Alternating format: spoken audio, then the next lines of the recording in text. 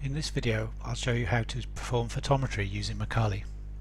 So once we have our file open, as we saw in the initial video, we can go to Processing and then Photometry, and we see a question saying Selection of Photometry Mode, and we select Aperture, which is the circular form which most photometry functions require, and we see another window opening here with a series of parameters that we can change.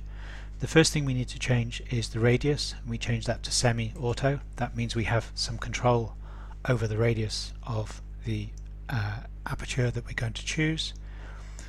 We will change the sky inner annulus to 12 and the sky radius to 5, and we'll see in a second what that does, and we'll change the star to 10 pixels in radius.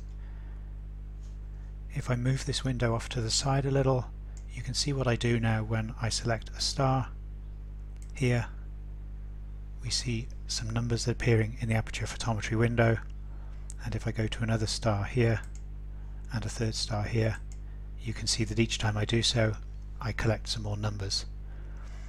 By zooming in, we can see something about the values that we've set and what they do.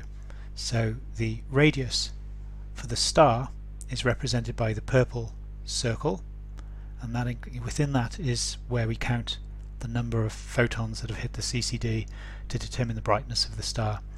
The two blue circles that are outside of that, at a radius of 12 and a radius of 17, that's 12 plus 5, the sky radius, they represent the annulus which we use to calculate the sky background value, which is then subtracted by Makalii itself.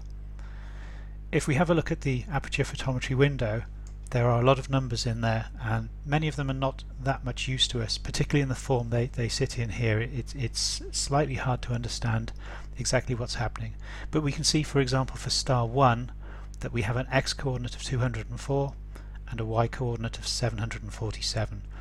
We can also see the radius value that we set, this value of 10, and the inner radius and outer radius of the annulus at 12 and 17 here.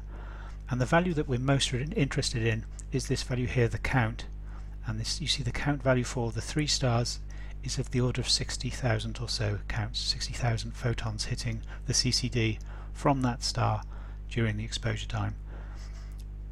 The way of calculating, or the way of using these numbers is much easier with Excel than reading off the screen here, and the final thing I'll show you how to do in this video is to save that as an Excel file, and we go to Print, and it's set up immediately as a CSV file, which is the perfect file format for Excel to read.